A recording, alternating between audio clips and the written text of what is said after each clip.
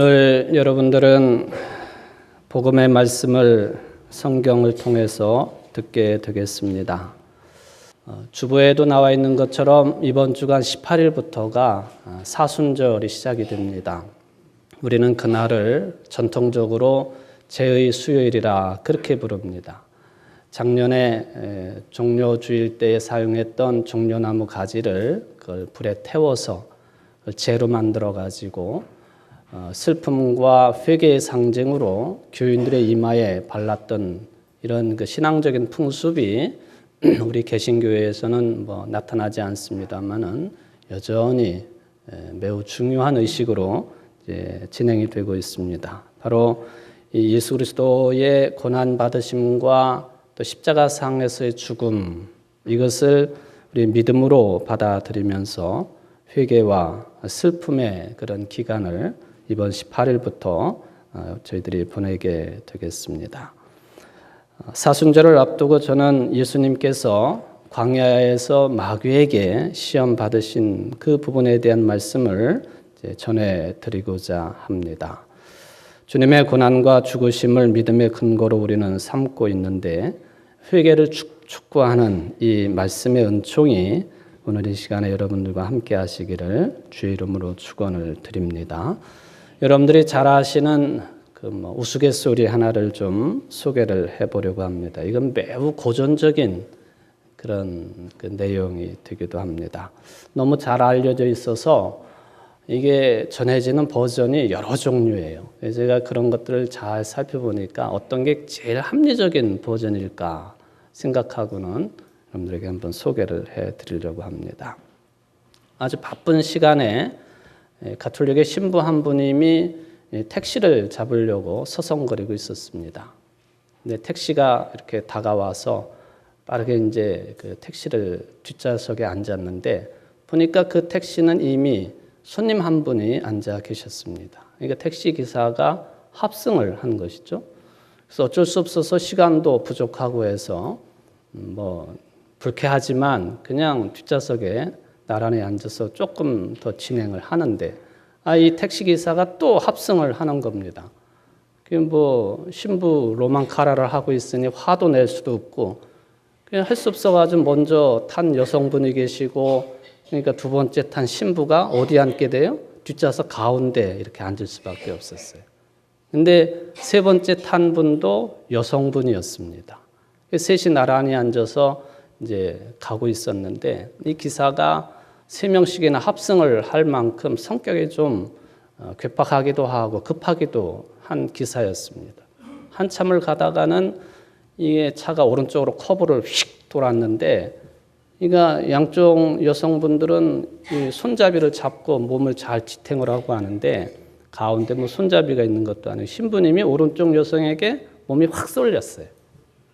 이미 이렇게 처음에 탈 때 살펴보니까 별로 못생긴 여자였었어요. 그 여자가. 몸이 확 쏠리니까 신부가 손으로 성호를 그리면서 주여 나로 하여금 시험에 들지 않게 하옵소서 그렇게 이제 기도하고 갔습니다. 한참을 갔는데 또 이번에는 왼쪽으로 차를 커브를 확 돌았습니다. 근데 그 나중에 탄 여자는 탤런트처럼 아주 예쁜 여자였습니다.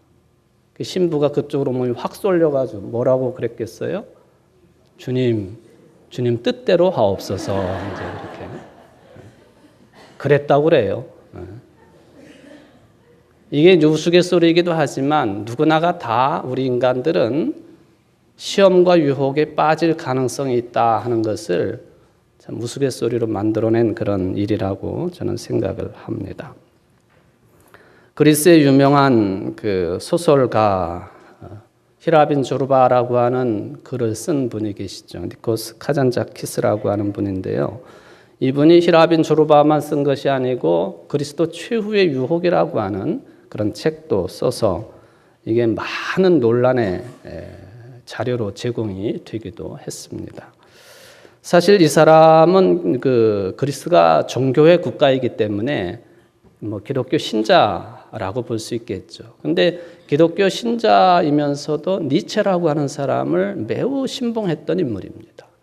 그리고 자연 숭배자이기도 했습니다.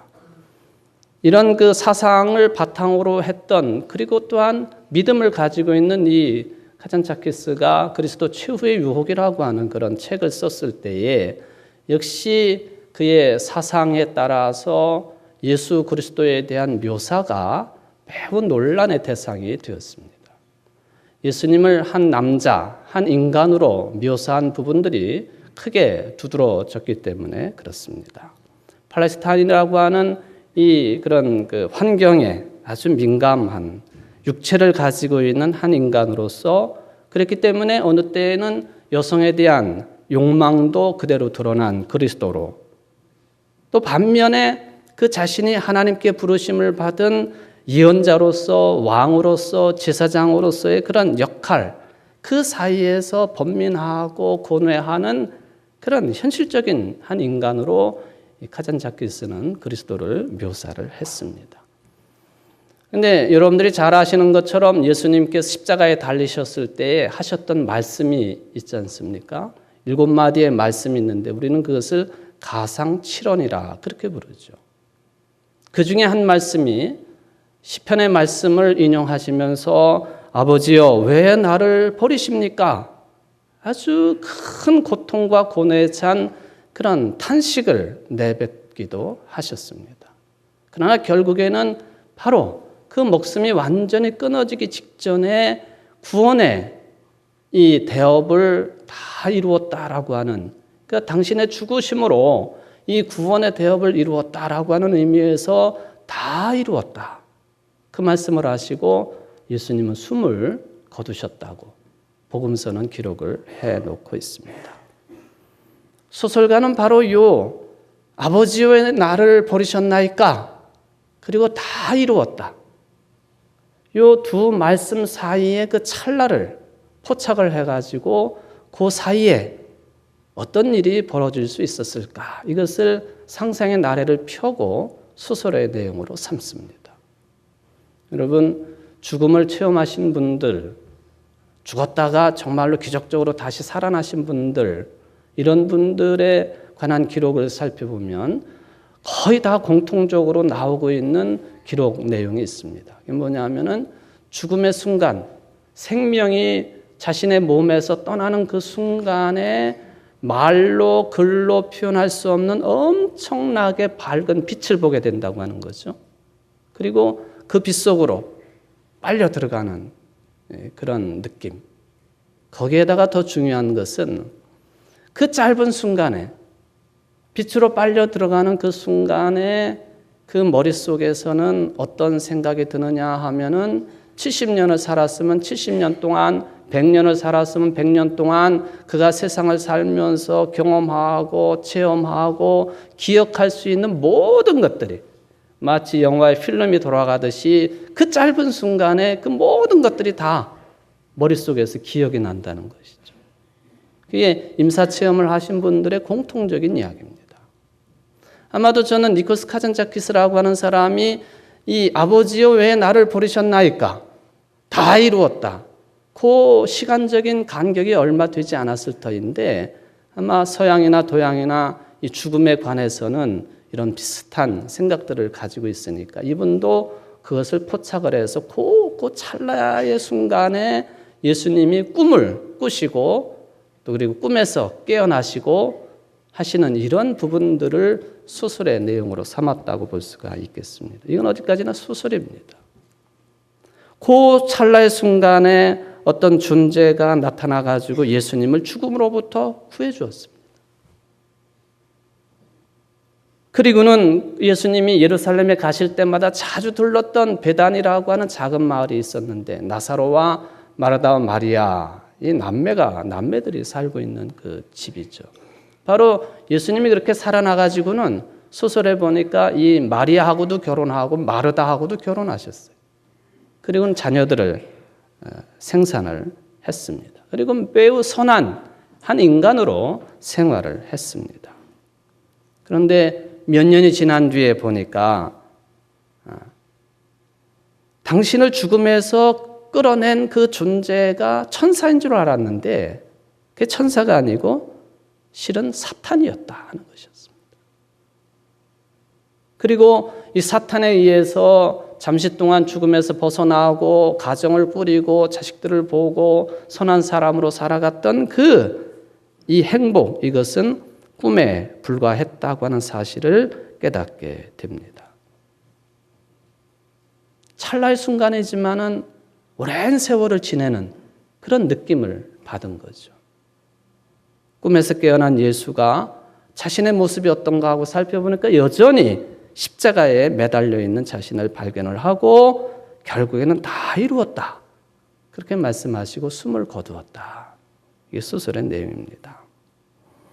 저는 이 작가의 이런 상상력을 통해서 나타나는 이런 글들의 표현이 이분이 무슨 기독교를 비하하거나 예수 그리스도를 비하하거나 그런 목적을 가지고 이런 소설을 썼다고 생각하지는 않습니다. 매우 영적인 측면에서 자기 자신을 발견을 하고 또 예수 그리스도 그분의 가치를 발견하면서 이 소설을 썼다고 저는 생각을 합니다.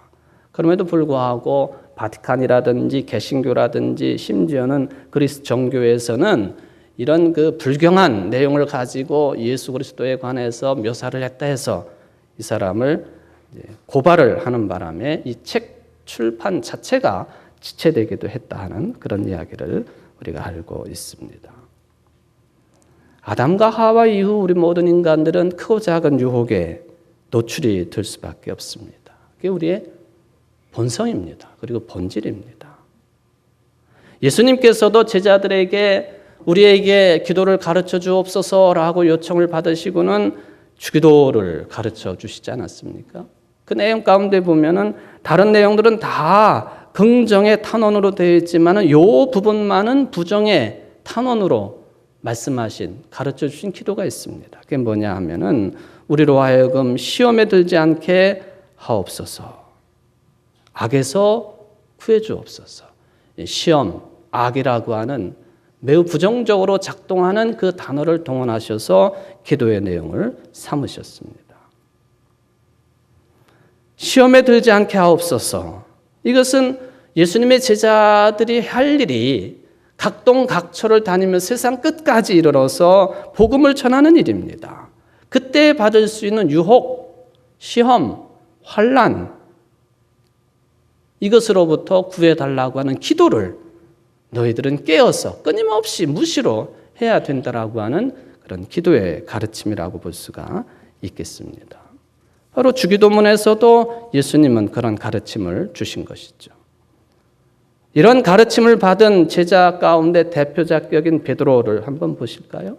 어느 날 예수님께서 베드로의 신앙 고백을 받으시고는 저들에게 말씀하십니다. 이제 때가 됐다. 너희들에게 내가 할 말이 있다 하시면서 내가 이제부터는 고난을 받고 십자가상에서 죽음을 당하고 그리고 3일 만에 살아날 것이다. 그랬더니 베드로가 그리스도이신 예수님에게 가졌던 기대가 저분이 고난받고 죽으신다라고 하는 그런 말씀에 완전히 무너졌던 것 같아요. 신앙도 이성도 잃어버리고 우리 성경에는 표현되어 있지 않지만은 예수님의 양 어깨를 그 어부의 거친 손으로 예수님의 어깨를 부여잡고 뒤흔들면서 주여 그리에 마옵소서. 이 일이 결코 주께 미치지 아니하리이다. 화를 내면서 예수님의 그 구원 사역의 길을 막아 섰습니다. 그때 예수님이 그 베드로를 사탄이라고 부르셨습니다. 사탄아, 내 뒤로 물러가라. 너는 나를 넘어지게 하는 자로다. 의식적이든 무의식적이든 베드로를 움직여서 예수 그리스도의 구원의 사업을 이루지 못하도록 방해한 이 사탄의 역사, 마귀의 역사에 대한 꾸짖음. 이게 유명한 마태복음 16장에 나와 있는 그런 내용입니다. 그런데 더 놀라운 것은 오늘 본문에 보니까 예수님 자신도 시험을 받으셨어요. 아주 심각한 유혹을 받으셨습니다. 오늘 본문이 그것입니다. 공생애를 시작하시기 전에 성령에 이끌리셔서 광야로 나가셔서 40일 동안을 마귀에게 시험을 받으셨습니다. 마태복음도 마가복음도 누가복음도 이 공관복음서라고 불리우는 세 복음서가 공히 그렇게 기록을 합니다. 성령께서 이끌어서 예수님이 시험 받으셨다는 것이죠. 아주 특별한 그런 내용이기도 합니다만, 마가복음 보면은 1장 13절에 12절 13절에 이렇게 기록을 합니다. 성령이 곧 예수를 광야로 몰아내신지라. 광야에 40일을 계시며 사탄에게 시험을 받으시며 들짐승과 함께 계시니 천사들이 수종 들더라. 좀 믿음이 없는 사람들이 읽을 때는 헷갈리는 내용이에요. 아니, 성령께서 마귀의 시험을 받도록 이끌으셨는데 또 무슨 천사가 수종 들더라.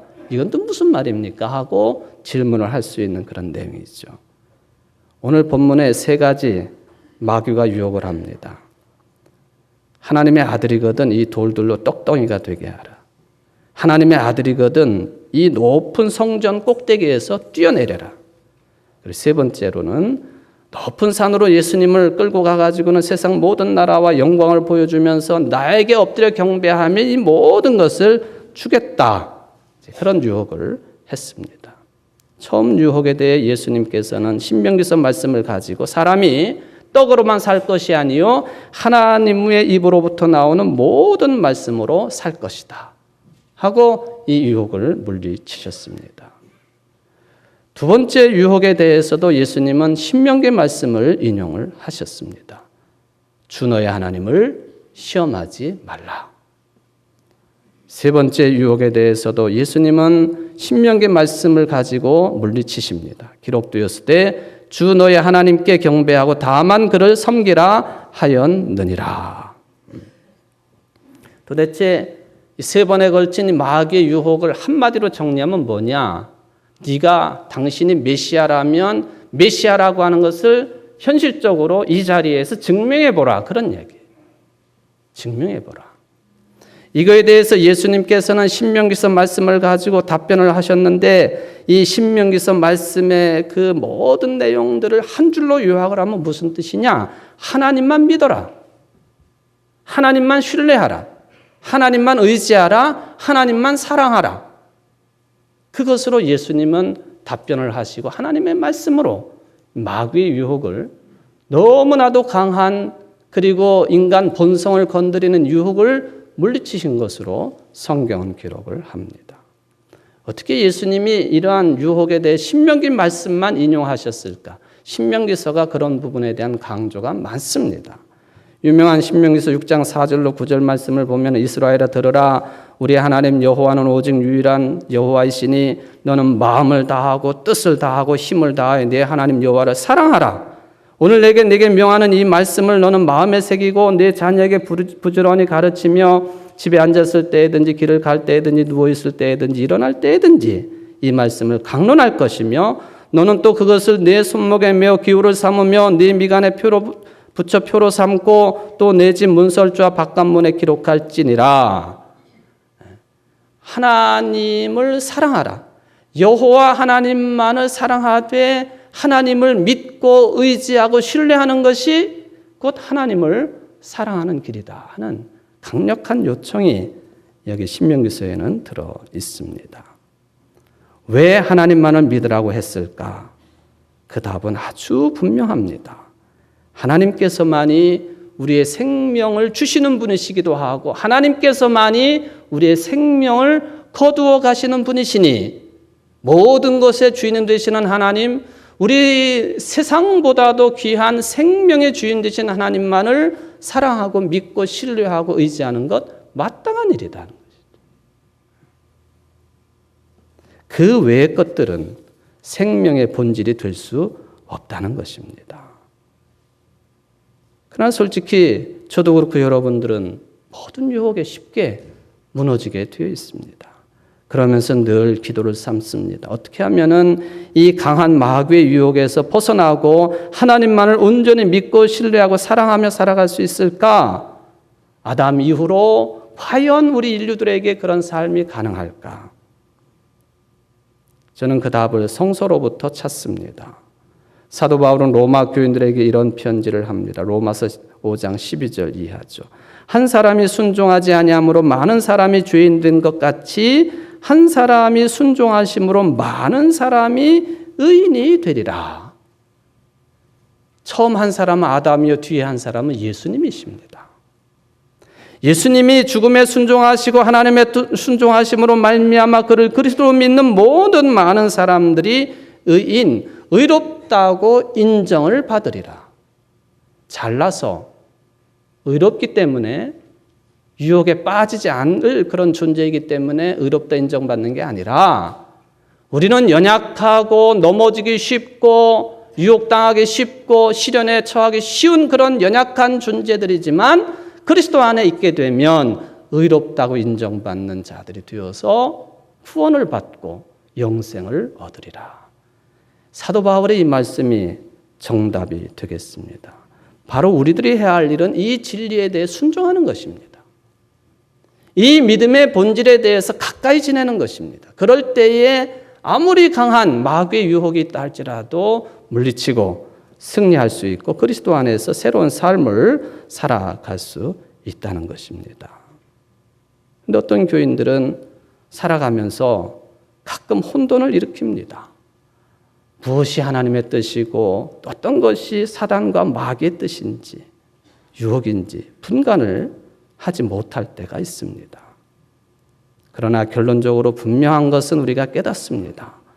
마귀의 유혹은 또는 사단의 유혹은 여러분들의 삶을 가장 악한 쪽으로 끌고 가지만 어느 때에는 하나님께서 우리를 시험하시고 어려움을 겪게 하시지만 이 여호와 하나님의 시험은 또는 마귀를 통한 성령의 역사는 믿는 자들의 삶을 가장 좋은 쪽으로 풍성하게 이끌어 가신다고 하는 것을 믿는 여러분들이 되시기를 바랍니다. 이게 믿음입니다. 쉽게 말하면 사단의 유혹은 달게 와서 쓴 열매를 우리에게 던져주지만 하나님의 훈련은 또 시험은 쓰게 오지만 달듯한 열매를 믿는 자들에게 안겨주신다는 것입니다. 그래서 예수님께서는 제자들에게 유혹에 빠지지 않기를 기도하라고 권면하셨고 또한 야고보 사도는 우리가 여러 가지 시험을 만날 수 있는데 시험을 만나거든 하나님께서 주시는 시험인 줄 알고 기뻐하라 하고 야고보서 1장 2절에서 말씀을 하십니다. 성도 여러분, 마귀는 예수님의 공생의 구원 사역의 문턱에서 시험했지만 실패하고 떨어져 나갑니다. 그러나 이러한 시험은 지금도 믿는 자들 여러분들에게 여전히 유효합니다. 강력합니다. 그러므로 우리는 시험에 굴복하지 않도록 깨어 기도해야 되고 인내를 해야 됩니다. 그러면 친히 시험을 받으시고 또 이 강력한 마귀의 시험을 물리치신 예수님께서 시험을 당하는 여러분들의 연약함을 위로하시고 도와주십니다. 왜? 그분은 시험을 이기신 분이시기 때문에 그렇습니다. 이제 사순절을 시작하는 이 주간 또 명절을 보내야 되는 이 주간 여러 시험들이 있겠습니다마는 그리스도 안에서 승리하고 기쁨을 누릴 수 있는 여러분들 되시기를 주의 이름으로 축원을 드립니다.